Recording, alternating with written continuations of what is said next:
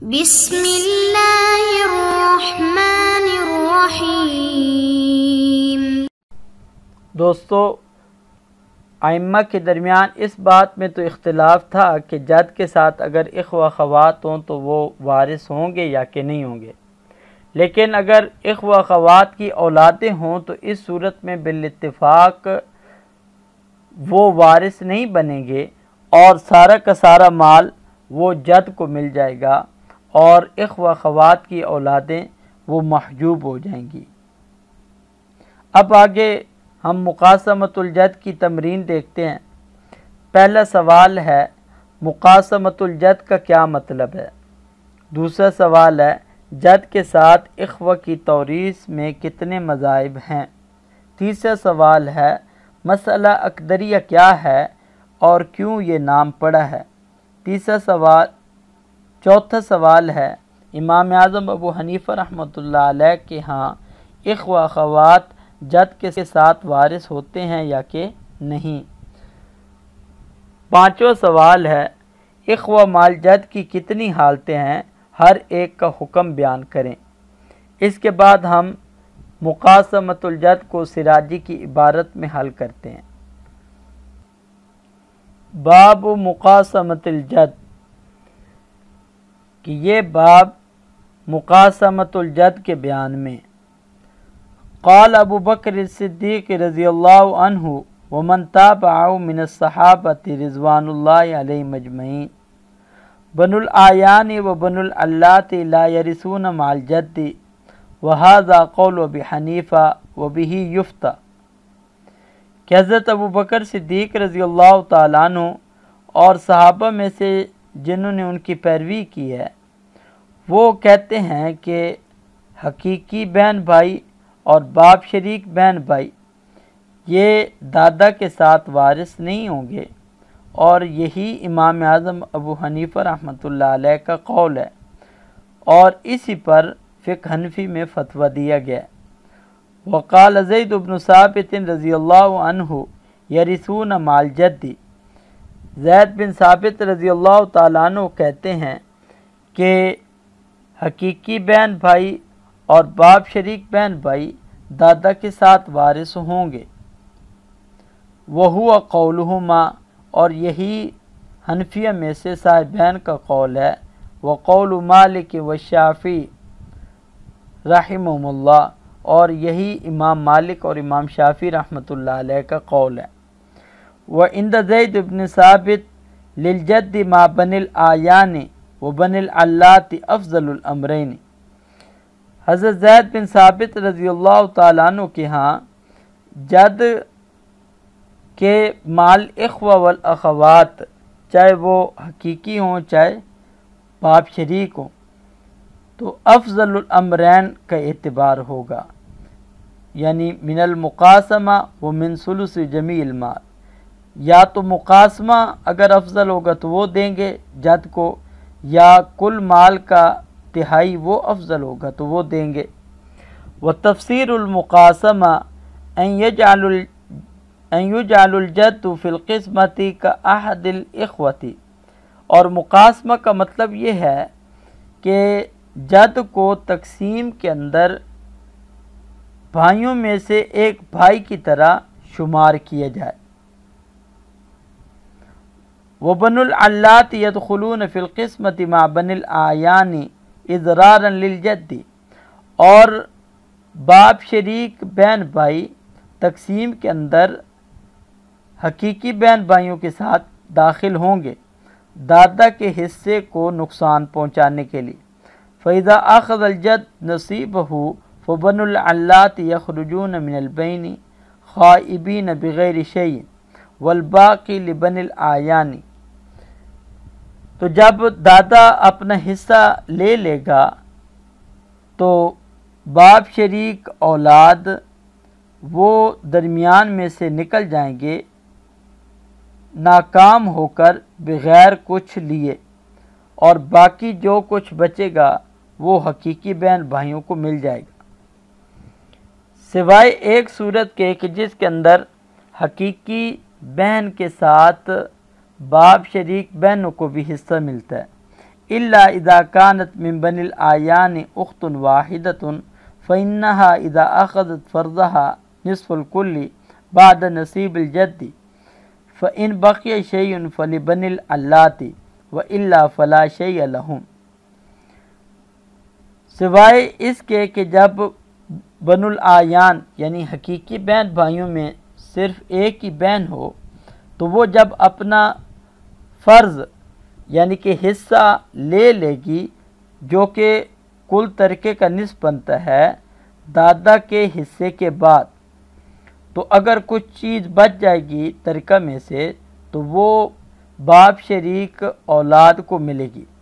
وَإِلَّا فَلَا شَيْءَ لَهُمْ، وگرنہ پھر باپ شریک بہن بھائیوں کے لیے کچھ بھی نہیں ہوگا، کجدن و اخت لابن و امن و اختین لابن۔ یہ اب وہ مثال ہے کہ جس کے اندر وہ رسا کے اندر جد ہو اور اس کے ساتھ ایک حقیقی بہن ہو اور دو باپ شریک بہنیں ہوں، تو اس صورت میں حقیقی بہن کو اس کا نصف دینے کے بعد کل مال کا آدھا حصہ بچ جائے گا تو وہ ہم اختان کو دے دیں گے، جیسے کہ ہم اس کی صورت حل کر چکے ہیں۔ فبقی للاختین لابن عشر المال، تو یہاں پر دونوں حقیقی باپ شریک بہنوں کے لیے کل مال کا 10واں حصہ ہوگا اور مسئلے کی تصحیح وہ 20 سے ہوگی۔ ولو کانت فی ھذا المسئلہ اخت لابن، اور اگر اس مسئلے کے اندر دو باپ شریک بہنوں کی بجائے صرف ایک ہی باپ شریک بہن ہو تو اس صورت میں اس کے لیے کوئی بھی چیز باقی نہیں بچے گی، کیونکہ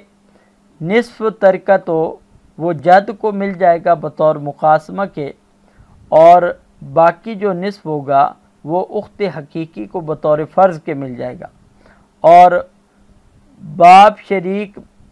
بہن کے لیے کچھ بھی نہیں بچے گا۔ وَإِنِ اخْتَلَطَ بِهِمْ ذُو سَہْمٍ فَلِلْجَدِّ هُنَا أَفْضَلُ الْأُمُورِ الثَّلَاثَةِ، اور دوسری حالت یہ ہے کہ جب جد مال اخوہ کے ساتھ کوئی اور صاحب فرض مل جائے تو یہاں پر 3 امور یعنی کہ مقاسمہ،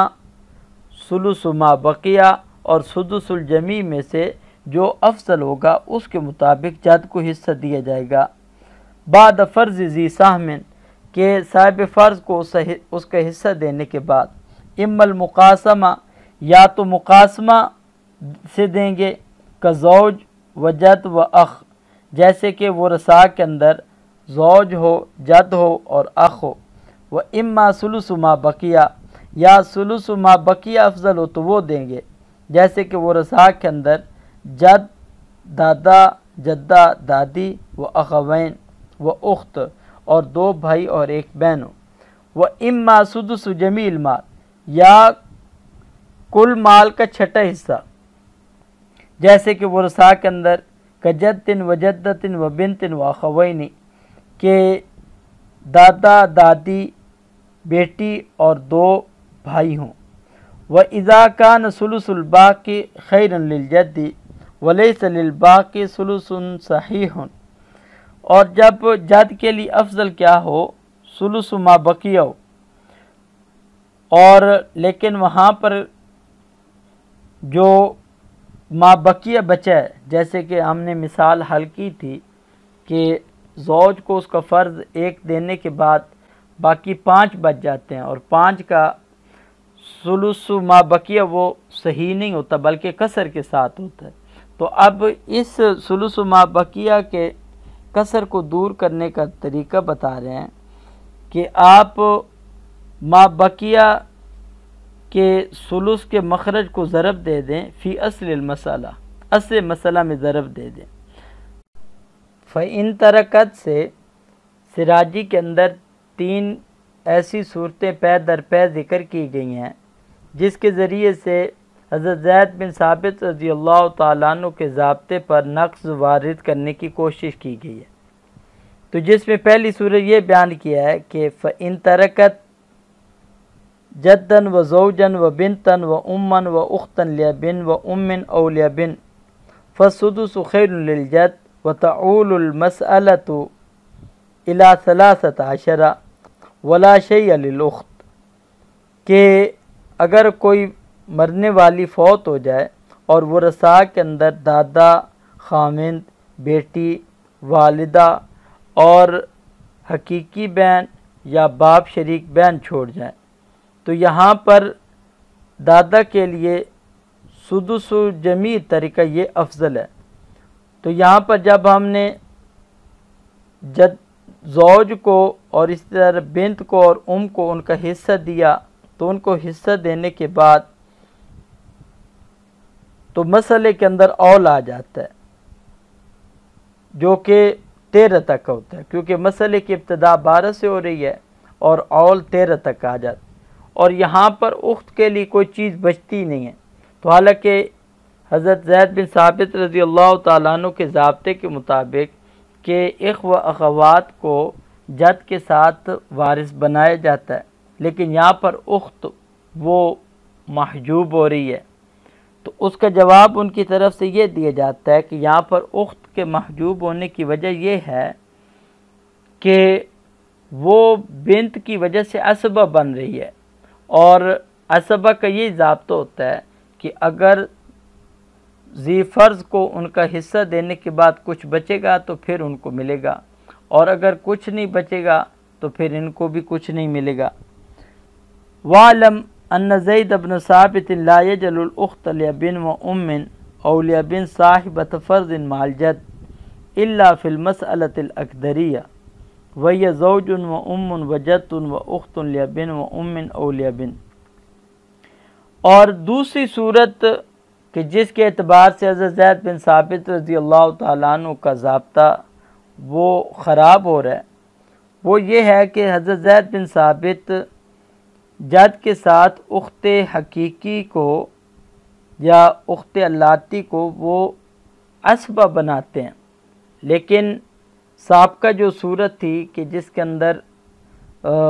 بنت کی وجہ سے اخت کو عصبہ بنایا گیا تھا، تو جب بنت کو نکال دیں پھر بھی اخت وہ محجوب رہتی ہے، تو جب کہ ہم اس کو عصبہ بنائیں زید بن ثابت رضی اللہ تعالیٰ عنہ کے ضابطے کے مطابق، تو اس لیے انہوں نے اخت کو محجوب ہونے سے بچانے کے لیے اپنے ضابطے میں تبدیلی کر لی اور اس کو بجائے عصبہ کے انہوں نے صاحب فرض بنا لی۔ تو یہاں پہ یہی بیان کر رہے ہیں کہ اور جان لیجئے کہ زید بن ثابت وہ اخت حقیقی یا اللاتی کو وہ صاحب فرض نہیں بناتے جد کے ساتھ، لیکن مسئلہ اقدریہ کے اندر کہ جو کہ یہ ہے کہ جس کے اندر وہ رسا کے اندر زوج، جد اور اخت لبن و امن یا اخت لبن ہوتے ہیں، تو زوج کو اس صورت میں نصف ملے گا، کو ثلث ملے گا، جد کو سدس ملے گا کیونکہ وہی اس کے لیے بہتر ہے، اور اخت کو بھی یہاں پہ نصف دے دیں گے۔ تو اس صورت میں مسئلے کے اندر اول آ جائے گا کہ یعنی کہ مسئلے کی ابتدا تو 6 سے ہوگی اور اول جو ہوگا وہ 9 تک ہوگا۔ پھر اس کے بعد ثم یضم الجد نصیب الی نصیب الاخت،